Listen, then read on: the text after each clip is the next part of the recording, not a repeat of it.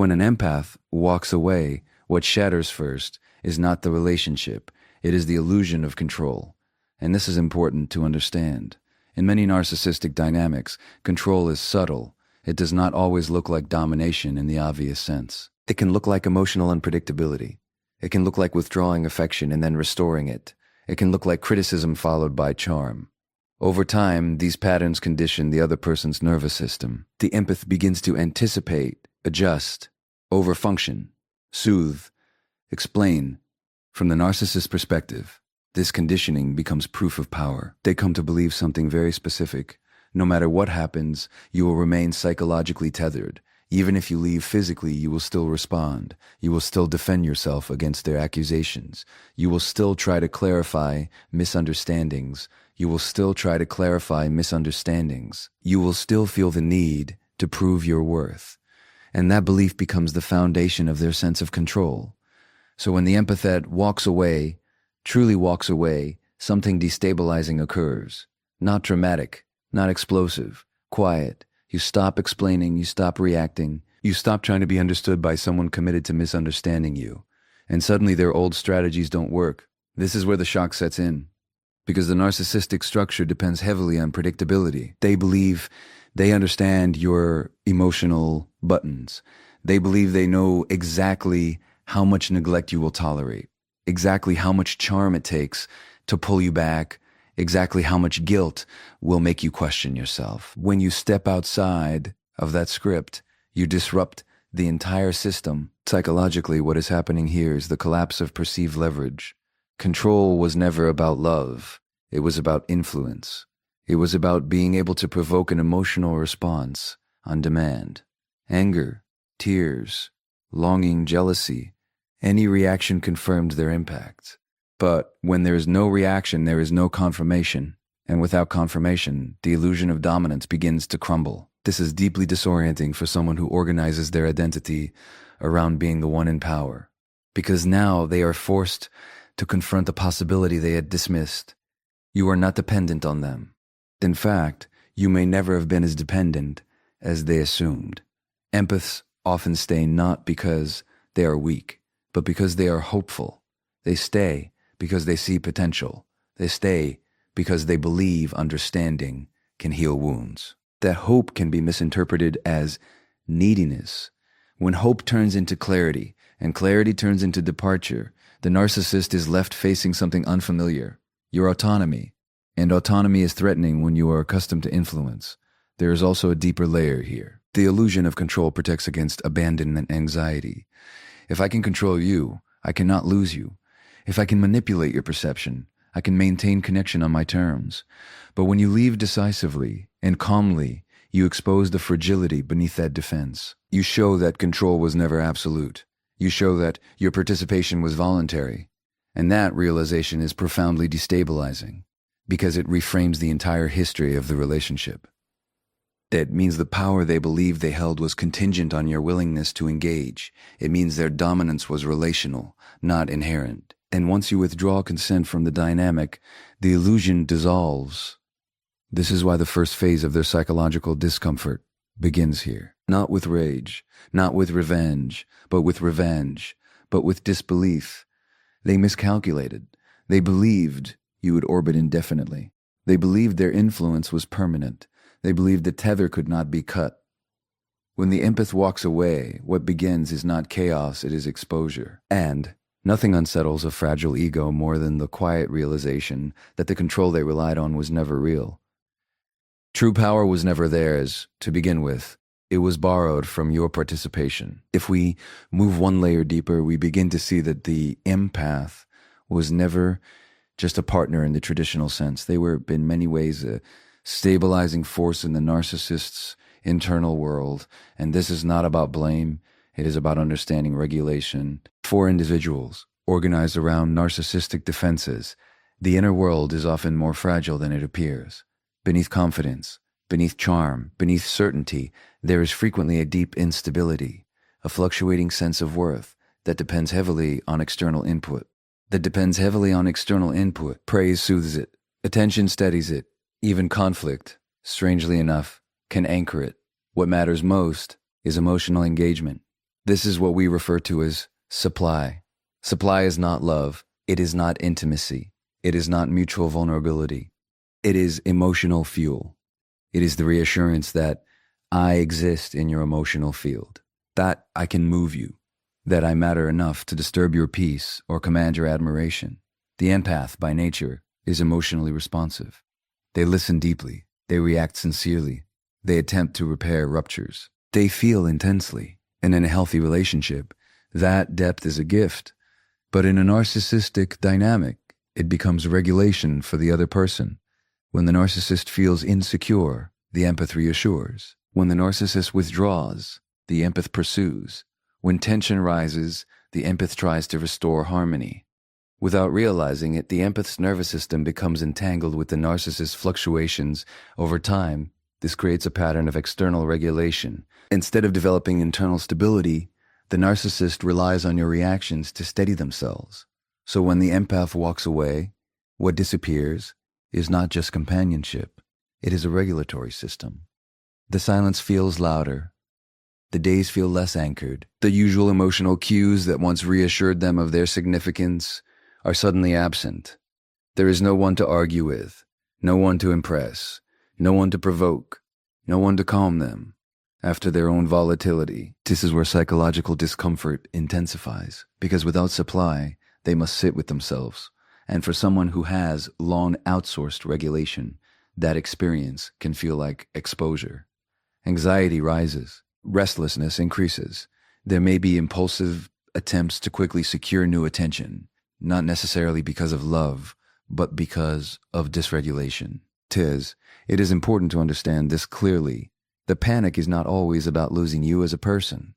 It is about losing the emotional feedback loop that kept their internal instability manageable.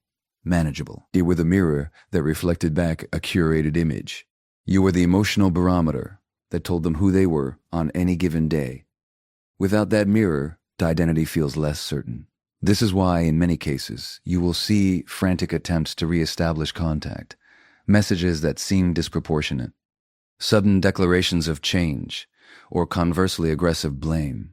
These are not random reactions. They are attempts to restore equilibrium. Can I still access you?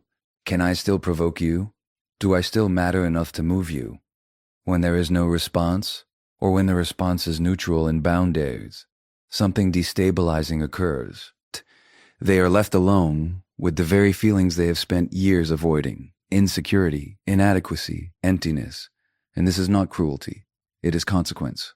For growth to occur, an individual must develop the capacity to regulate themselves internally, to soothe distress without extracting it from others, to tolerate silence without interpreting it as annihilation. When the empath walks away, the narcissist is confronted with this developmental gap. The tragedy is that some will immediately seek new supply rather than sit with discomfort. The psychological hell begins precisely in that moment of absence, when the old regulator is gone and the internal world feels unsteady. You were not just present in their life.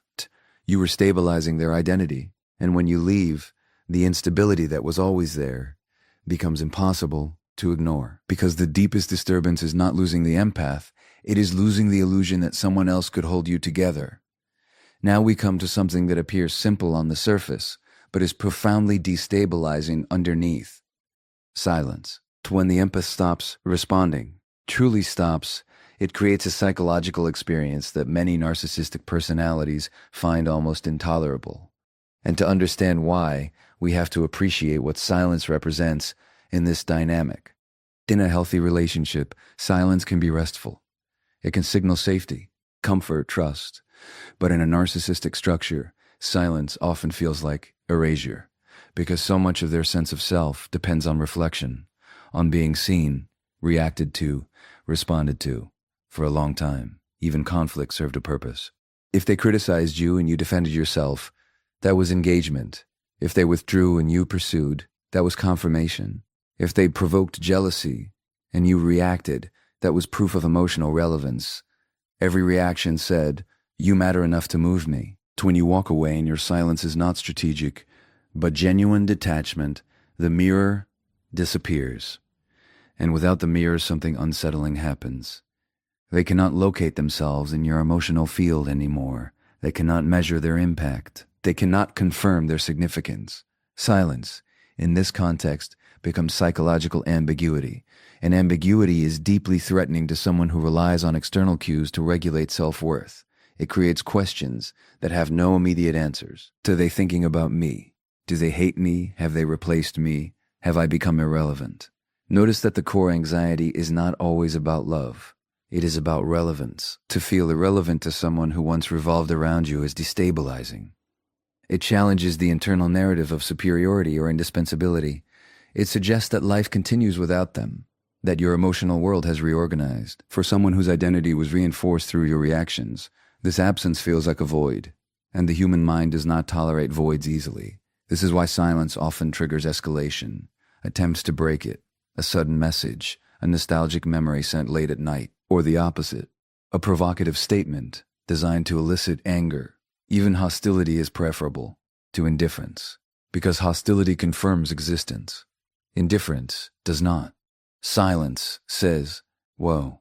Without words, you no longer have access to my emotional energy. It says, my nervous system is no longer entangled with yours. And that detangling can feel like psychological abandonment to someone who equated control with connection.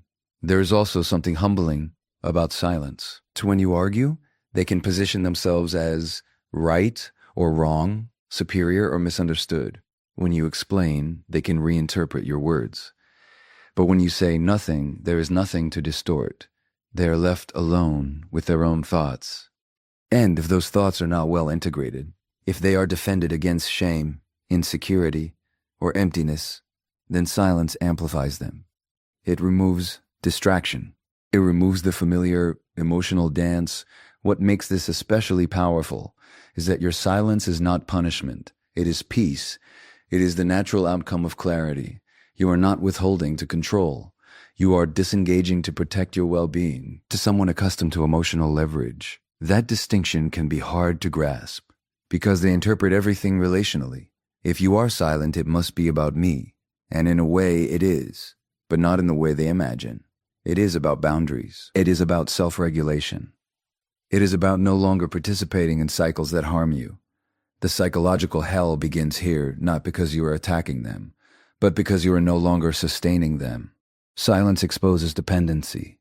Silence exposes dependency. It reveals how much their sense of identity relied on your engagement. And when that engagement is gone, they must confront an uncomfortable truth. They cannot force relevance. Relevance must be earned through mutual respect and integrity.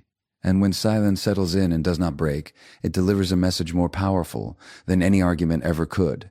You are no longer the center of my emotional world. Once the initial shock of departure and settles, another layer of psychological disturbance begins to emerge for the narcissist. The injury to their ego, amplified by the empath's clarity and autonomy. This is not just a superficial wounding. It is a fundamental challenge to the structure they have built to protect themselves from self-doubt and vulnerability.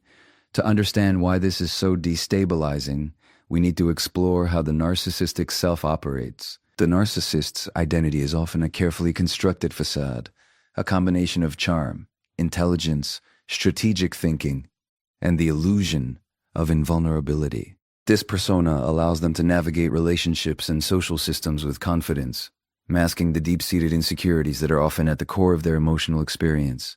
In the presence of an empath, however, that facade is constantly being held up to scrutiny. Empaths perceive subtleties, they feel unspoken tension, and they sense contradictions that the narcissists themselves may be trying to ignore. Yet, for a long time, the empath may choose understanding over confrontation, hope over judgment. When the empath walks away, it communicates something profoundly destabilizing. You see through me, and you are choosing yourself over my manipulations. That clarity is a mirror that the narcissist cannot easily ignore. It reflects back not just their actions, but the truth that they cannot control or contain you. It punctures the comforting narrative of superiority. The person they counted on to feed their false self has disengaged. They are confronted with the limits of their influence and the fragility of their identity. This realization triggers a powerful internal response. The narcissist may initially oscillate between disbelief rage, and attempts to reassert control. But beneath these reactions is a quieter, more unsettling sensation: existential exposure. They are left to contend with the parts of themselves they have habitually projected outward: insecurity, fear of abandonment, the emptiness they fill with external admiration. The empath's departure exposes the vulnerability that their defenses were designed to conceal. Moreover, the injury is magnified because it contradicts their habitual experience of relationships. Typically, they can provoke, charm, manipulate, or gaslight to maintain a sense of dominance. But when the empath detaches with clarity and calm, none of these tactics function. The usual levers of control are ineffective. The ego, which depended on predictable responses, now faces a reality in which influence is no longer guaranteed. This moment can be profoundly humbling. The narcissist is forced to confront the fact that the perceived stability of their identity was relationally dependent. Without the empath's participation, without their emotional investment, the entire edifice of superiority and control begins to wobble. The injury is not only to pride, but to the core sense of self that had been reinforced through cycles of manipulation and external validation. And yet there is also an unspoken lesson embedded in this dynamic. The empath's clarity and boundary setting illuminate a truth that the narcissist avoids: authenticity and emotional self-regulation cannot be borrowed. They cannot be extracted through manipulation. They must be cultivated internally. When the empath walks away, the narcissist faces the stark reality of what they have neglected: self-reflection, empathy, and internal integrity. Ultimately, the psychological hell begins here not because the empath attacks, but because their departure exposes what the narcissist has long sought to ignore: their dependence on external validation and the vulnerability hidden beneath their crafted self. Stand in this confrontation lies a subtle, inescapable truth. True power does not lie in controlling others, but in being whole without needing to. The empath's departure leaves behind a mirror that cannot be shattered, a reflection of what the narcissist cannot yet claim for themselves. It is in facing this reflection that the real disruption occurs, and that disruption is both the origin of their shock and the beginning of a profound, if uncomfortable, opportunity for self-confrontation. 'Tis the narcissist struggles to process the empath's departure and the ego injury that follows. Their habitual strategies to restore control often escalate. This is the point where attempts to manipulate, hoover, or provoke reemerge, a frantic effort to reclaim what they have lost. And yet, these attempts, rather than restoring power, almost always backfire, amplifying their psychological discomfort. To understand why, we need to recognize how narcissistic tactics are fundamentally relational. Every smear campaign, every apology designed to reel you back, every triangulation or manipulation relies on engagement. These tactics only work if the other person responds. If they react, feel guilt, feel fear, feel attachment. The narcissist's leverage is not inherent. It exists because the empath participates in the emotional dance. Without that engagement, their strategies are reduced to empty gestures. At first, they may not realize this. The narcissist often interprets initial detachment as a temporary lapse, assuming you will return. If sufficiently provoked or persuaded, they escalate tactics: an unexpected message, an urgent plea, a sudden act of contrition, all designed to elicit a reaction. But when the empath remains calm, grounded, and disengaged, the usual levers of influence fail. The absence of response transforms each attempt into evidence of their waning power. What was intended to reassert dominance instead exposes desperation. This dynamic reveals something essential about the narcissistic psyche. Their sense of control is largely illusory. Control is never permanent. It is conditional upon the willingness of others to participate in the drama. When the empath withdraws that participation, the narcissist is confronted with the fragility of their influence. This is what makes the escalation feel so shocking to them. It is not just a failed tactic, it is a confrontation with the limits of their own capacity to dominate reality. There is also a deeper psychological mechanism at play: projection. Narcissists often project their own shortcomings, insecurities, or manipulative tendencies onto the empath, framing them as controlling, needy, or manipulative. When the empath disengages, these projections lose their anchor. The narcissist's attempts to manipulate or provoke are met with indifference, and the very qualities they once projected begin to reflect back onto themselves. The failed control attempts illuminate patterns they cannot avoid seeing. Moreover, this escalation often intensifies internal tension. The narcissist is left oscillating between anger, confusion, and desperation. They attempt to impose order externally because internally they feel unmoored. Every failed attempt to regain traction reinforces the psychological hell. The sense of impotence, the inability to predict or influence, and the realization that the impotent is no longer available to regulate their emotional world. From a relational perspective, this is a critical turning point. It demonstrates that influence is not synonymous with power. True relational power comes from presence, authenticity, and mutual engagement, none of which can be coerced. The narcissist, accustomed to temporary victories through manipulation, faces the stark reality that emotional coercion has limits. When the empath walks away, boundaries that once seemed flexible become immovable, right? Ultimately, the escalation of control attempts followed by repeated failure is both a symptom and a lesson, exposes the dependency on external validation, the fragility of the narcissist's self-image, and the illusion of omnipotence. Each failed attempt is a reflection of a truth they have long resisted. You cannot manufacture significance in another person's life. The empath's calm detachment transforms what might have been chaos into clarity. It shows that power is relational and conditional. And in this unfolding, the narcissist experiences a profound, often painful awareness. Attempts to control only magnify their vulnerability when met with authentic boundaries. The real psychological hell begins not with your absence alone, but with the repeated failure of their tactics. The stark reminder that influence can be demanded, but respect and engagement cannot. And in that space, the illusion of control finally begins to dissolve. As the narcissist escalates their attempts to regain influence and encounters repeated failure, another, subtler process begins to unfold. The collapse of projection. This is a concept that requires careful attention because it strikes at the core of how narcissists maintain their fragile sense of self. Projection, in essence, is the mechanism by which they externalize their insecurities, flaws, and destructive patterns onto others. It allows them to avoid confronting the uncomfortable truth of their own vulnerabilities. But when the empath disengages entirely, projection loses its target. To grasp the depth of this, consider what projection achieves under normal circumstances.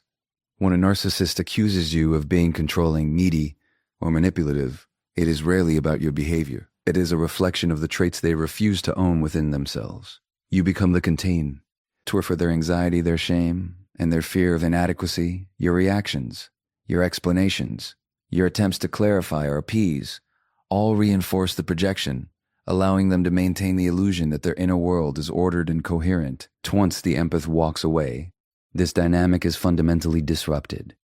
The mirror is removed. Your emotional responses, once fertile ground for projection, are no longer available. Suddenly, there is no one to contain the traits they have been disowning. And this is profoundly disorienting because projection is not just a defense mechanism, it is a scaffold for identity. When the scaffold disappears, they are confronted with the raw material of their own internal chaos. This collapse is subtle yet relentless.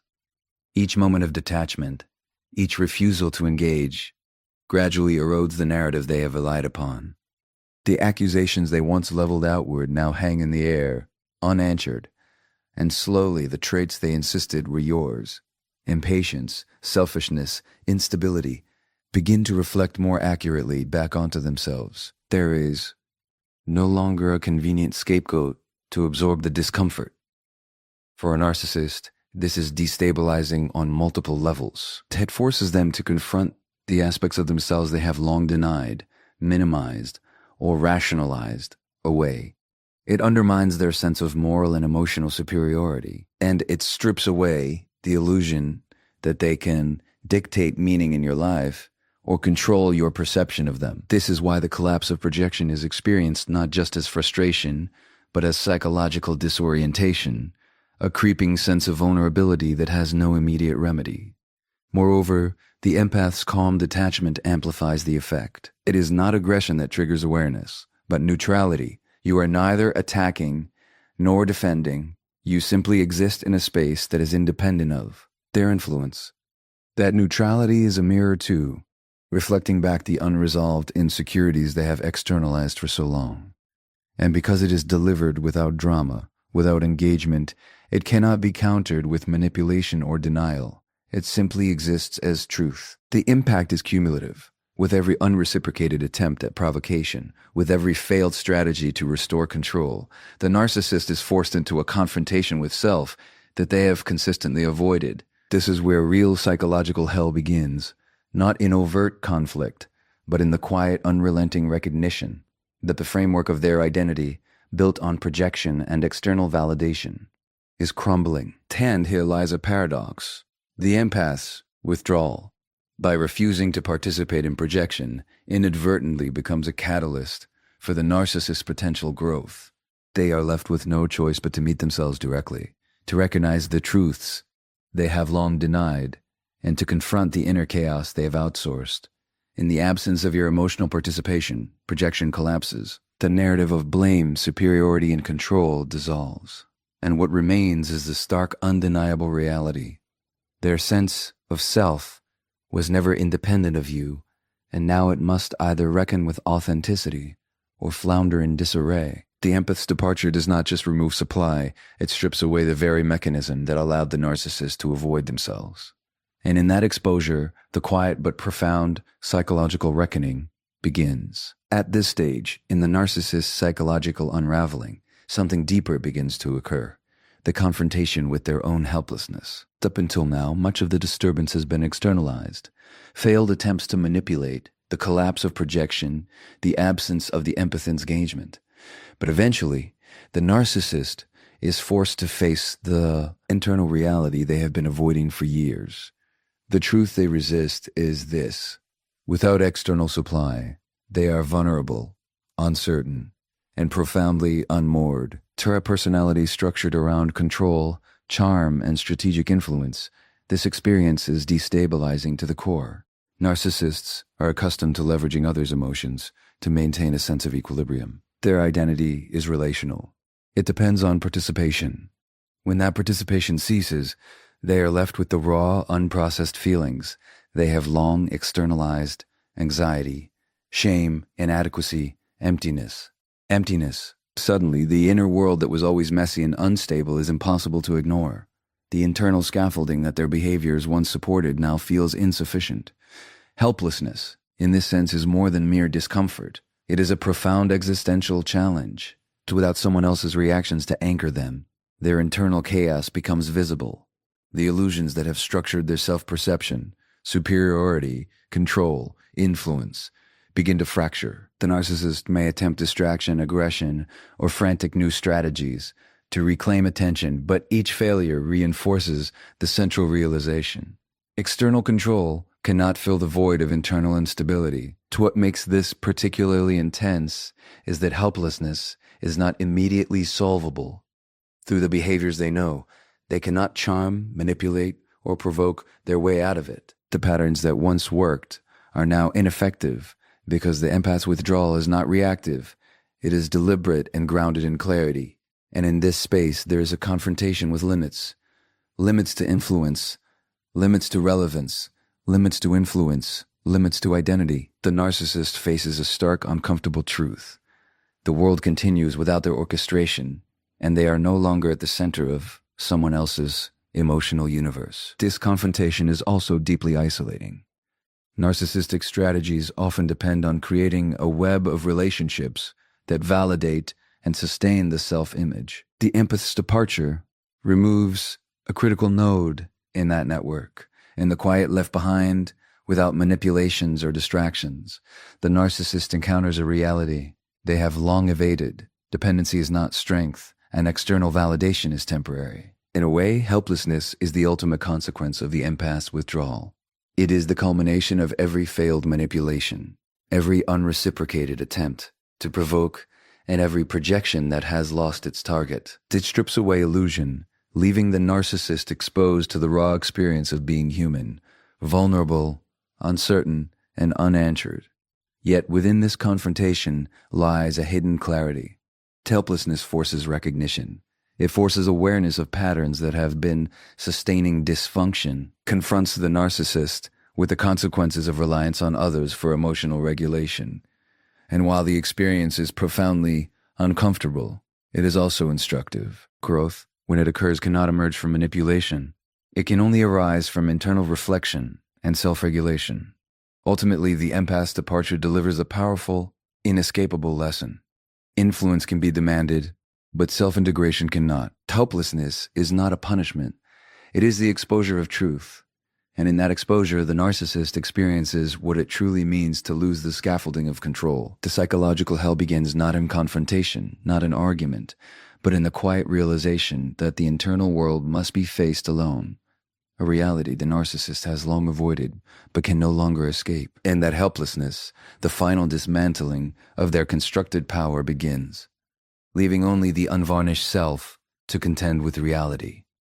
At the culmination of the process, when the empath has truly walked away, when silence has taken root, and when the narcissist's projections and manipulations have all failed, the final and perhaps most profound psychological reality sets in. The narcissist is confronted with their own irrelevance. This is not mere disappointment or frustration, it is a deep existential reckoning. The very sense of self that relied upon others' attention, engagement, and emotional validation now collides with a reality in which none of those mechanisms function. For a narcissist, relevance is everything. Their identity, their sense of superiority, even their emotional equilibrium, is contingent upon being noticed, being reacted to, and being indispensable in someone else's emotional universe. Every interaction, subtle or overt, feeds a narrative of significance. But when the empath disengages fully, the narcissist experiences a void where influence once existed. No reaction, no engagement, no acknowledgement fills that space. It is a vacuum of attention, and to someone whose self is relationally constructed, a vacuum is deeply threatening. Times this confrontation with irrelevance is psychologically destabilizing because it exposes the illusion upon which their identity is built. It forces awareness that the power they believed they wielded was conditional, not inherent. Their charisma, manipulation, and carefully crafted persona could only operate effectively within the context of a responsive audience. Without it, they are left with a stark reflection of themselves, unmediated, unreinforced, and unadorned. Particularly harrowing is that it is permanent, not temporary. Harrowing is that it is permanent, not temporary. While narcissists may recover fleeting control in other relationships, the empath's departure is often definitive. Boundaries that are clearly communicated and consistently upheld cannot be bypassed. The narcissist is left with the unsettling knowledge that there exists at least one person whose emotional energy they cannot command, whose autonomy they cannot breach. That realization undermines the entire framework of superiority, mastery, and control. Moreover, irrelevance touches the core of their emotional dependency. The narcissist is accustomed to eliciting reactions, fear, love, guilt, anger, to regulate their own inner states. When these responses are denied, they confront the unfiltered reality of their internal life, anxiety, emptiness, and vulnerability. There is no one else to bear it for them, no external reflection to validate or contain it. The narcissist must face themselves as they are, and that confrontation is profoundly uncomfortable. This psychological collapse is compounded by the impossibility of restoring relevance retroactively, and like manipulation or hoovering, which can temporarily reestablish connection, irrelevance, imposed by consistent disengagement, cannot be circumvented. The narcissist experiences a kind of helpless humility, a recognition that control is not omnipotent, that their influence has limits, and that the empath's boundaries are immovable. In essence, the empath's departure and refusal to engage dismantle the narcissist's power at its root. Every failed strategy, every unreciprocated attempt at provocation, every silent moment reinforces the truth. Relevance cannot be demanded, it must be earned, and it cannot be coerced from someone who has chosen autonomy. The narcissist is forced to reckon with the reality that for all their skill in emotional maneuvering, some aspects of human connection remain outside their reach. The finality of irrelevance is a mirror to the narcissist, It reflects the limitations, vulnerabilities, and dependencies that have long been denied, and in this quiet but absolute recognition, their psychological hell reaches its apex. It is not the empath's anger or confrontation that dismantles them. It is the serene, unwavering autonomy of the empath, a presence no longer available to feed illusions, a boundary no longer negotiable. Ultimately, irrelevance is both the punishment and the revelation. It strips away the illusion of control, exposes the dependence on external validation, and reveals the true nature of power, not the ability to dominate others, but the ability to remain whole within oneself. The empath's walkaway is not just absence. It is a profound lesson in autonomy, resilience, and the limits of manipulation. Saying the limits of manipulation, the narcissist, confronted with irrelevance, experiences the ultimate collapse, the realization that they are no longer central to another's emotional world and that their constructed power has dissolved. In that moment, the psychological hell begins, and nothing can restore what has been authentically released.